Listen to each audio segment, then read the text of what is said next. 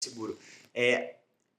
Falando do nosso mercado, eu percebo hoje cada vez mais um aumento de workshops, palestras voltadas para o segmento. Acho que organicamente o mercado vem crescendo, né? Quando a gente olha patamares de gastos das famílias com alimentação fora do lar. No Brasil, comparado com os Estados Unidos e Europa, a gente está muito aquém, mas a tendência desse segmento é cada vez aumentar mais. Então, eu acho que isso organicamente já promove várias iniciativas novas, né? Cursos, tecnologia, indústrias focando cada vez mais no segmento, mas eu percebo que esses produtos de conteúdo, de informação, estão cada vez mais cheios. Existe um aumento na quantidade que é ofertada para o mercado e um aumento na adesão, né? Na demanda disso.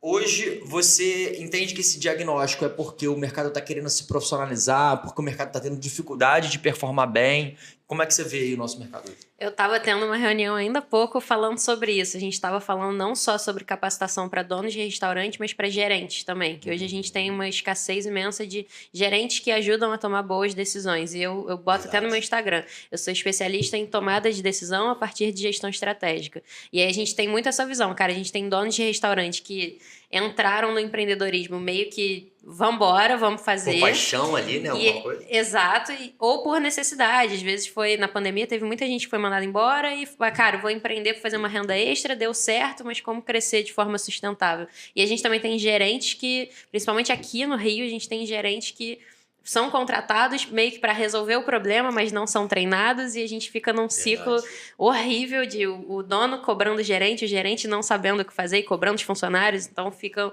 um ciclo terrível, principalmente aqui no Rio. E é o que eu sinto, as pessoas estão buscando cada vez mais capacitação, mas elas estão buscando cada vez mais capacitação e com cada vez menos tempo. Então, o que eu vejo muito é quando eu tenho um curso que é o Método B, a venda, um curso online, e a gente teve uma venda muito expressiva. É hora de fazer merchan também. Método B? A gente teve uma venda muito expressiva, mas a gente teve muita gente que começou a assistir e depois largou, que eu acho que é natural dos cursos de qualquer pessoa que... É online? É online. É digital, produto digital. Produto digital. E aí a pessoa começa a assistir, depois larga, porque o dono de restaurante tem que fazer compras, tem que controlar o CMV, tem que colocar o cardápio no iFood, tem que fazer um monte de coisa. E aí a gente foi entendendo, cara, como é que eu faço para chegar e fazer diferença na vida dele? Então, os cursos presenciais, né, os workshops, a gente tem diversos eventos que fazem a diferença, porque o cara dedica ali um dia inteiro, 2 dias inteiros, ele passa ali, absorve tudo aquilo, no dia seguinte ele já está aplicando. Eu acho que fica muito mais efetivo do que ele comprar um curso que vai ter um monte de aula, e ele vai ter que parar, depois ele vai ter que aplicar. Eu acho que esses presenciais são mais interessantes. Eu também tenho um pouco dessa sensação. Eu acho que, às vezes, eu tô nos eventos, né? E eu vejo aquela mesma carinha, aquele mesmo dono de restaurante em tudo. O cara tava em todos os cursos assim, eu falo, pô, esse cara deve ter uma dificuldade de aplicar, né, muito grande. E falando sobre essa questão da estrutura das empresas, eu estava vendo também num post de alguém falando sobre a capacidade de delegar as tarefas, né? Porque esse talvez seja uma das coisas que no nosso mercado, a gente tem que aprender, porque às vezes é isso, às vezes a gente não quer pagar uma mão de obra que tem ali a capacidade de fazer todo esse processo, inclusive a execução, e aí a gente opta por botar um profissional que está com um perfil mais júnior para resolver ou tomar a decisão de um determinado problema, e aí aquilo não acontece. Aí você se vê tendo que voltar para a operação e ajustar aqueles pontos, ou se desgastando na relação com o colaborador ali, porque, sei lá, às vezes você deu uma responsabilidade de um cara mais sênior, né, para uma pessoa mais júnior. Você também vê um pouquinho assim, acho que é uma realidade. Muito, assim. A gente tem alguns desafios no mercado, né? Acho que um dos maiores desafios é como gerir um negócio não estando nele. Eu acho que é talvez um dos maiores desafios. Como é que você, sendo dono, vai conseguir deitar com a cabeça no travesseiro, relaxar durante a tarde e deixar teu negócio lá rodando.